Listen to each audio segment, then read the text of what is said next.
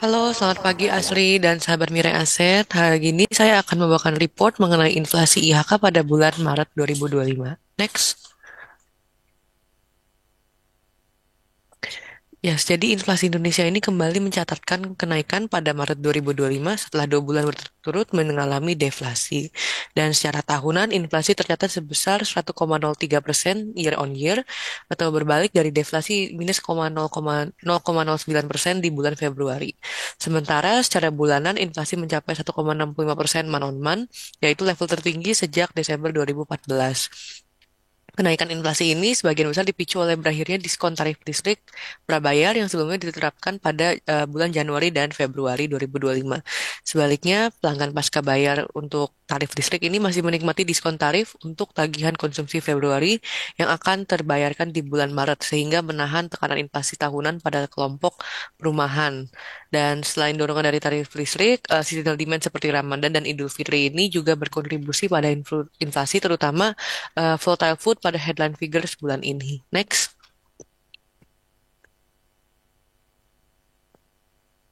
Dan secara lebih rinci ya, dari sisi kelompok pengeluaran, pendorong utama inflasi bulanan Maret adalah kelompok perumahan, air, listrik, dan bahan bakar rumah tangga dengan inflasi sebesar 8,45% month on month atau menyumbang 1,18 atau 1,16% terhadap headline figures atau inflasi umum. Dan kenaikan ini sepenuhnya disebabkan oleh normalisasi tarif listrik seperti yang telah saya beritakan tadi ya. Jadi komoditas lain yang turut mendorong inflasi adalah selain dari tarif listrik adalah juga bawang merah, cabai rawit, emas perhiasan dan daging ayam ras sebagai inflasi volatile food dengan meningkatnya demand untuk secara seasonal untuk Ramadan dan Idul Fitri.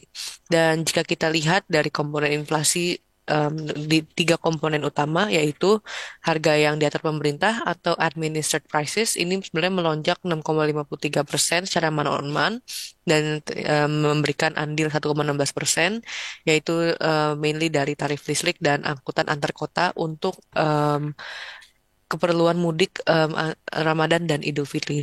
Selain dari itu juga ada inflasi inti atau core inflation yang tetap stabil di 2,48% secara year on year dan naik 0,24% secara month on month. Ini didukung oleh kenaikan harga emas perhiasan, minyak goreng, kopi bubuk, dan makanan siap saji. Dan untuk core inflation sendiri ini memang komoditas emas ini berkontribusi cukup tinggi karena adanya kenaikan harga emas secara global dan meningkatnya demand dengan investor fleeing to safe haven asset di tengah ketidakpastiannya secara global ini. Dan dari sisi tahunan, secara year on year, penyumbang utama inflasi adalah kelompok makanan, minuman, dan tembakau dengan inflasi 2,07% dan andil 0,61%. Sementara itu, kelompok perumahan air, listrik, dan bahan bakar masih mencatat deflasi tahunan sebesar minus 4,68% karena efek diskon tarif listrik pelanggan pasca bayar. Next. Dan menjelang Ramadan dan Idul Fitri, memang dari tekanan harga dari kelompok pangan bergejolak atau volatile food prices juga meningkat ya.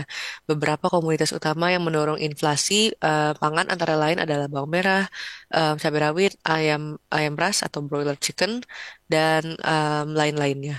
Dan secara historis, komoditas seperti bawang merah, dan daging ayam ras ini memang hampir selalu mencatatkan inflasi menjelang Lebaran dalam 4 tahun terakhir, kecuali pada Maret 2023 dan juga di Mei 2022. Sementara itu, kelompok transportasi juga justru mengalami deflasi sebesar minus 0,08% secara month on month di bulan Maret. Dan ini merupakan anomali ya dan berbeda dari pola biasanya. Jadi ini disebabkan oleh penurunan tarif angkutan udara sebesar minus 4,83% karena adanya subsidi dari pemerintah, meskipun tarif angkutan antar kota justru naik 7,61% secara month on month.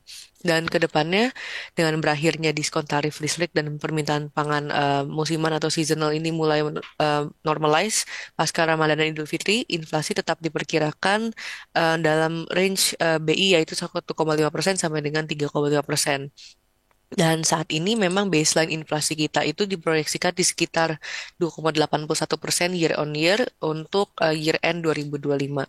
Namun masih ada beberapa risiko inflasi, yaitu dari imported inflation akibat pelemahan rupiah dan gangguan supply chain akibat cuaca dan juga ketidakpastian global, terutama untuk risiko geopolitik seperti perang dagang. Dan mungkin dari sisi pasar SBN sendiri, stabilisasi angka inflasi ini sebenarnya ini mendorong daya tarik aset fixed income ya, khususnya SBN dengan tenor panjang, mengingat ekspektasi suku bunga yang cenderung stabil di ke depannya. Dan angka inflasi yang terkendali ini dan ketidakpastian global yang berlanjut ini memperkuat permintaan untuk safe haven aset seperti SBN.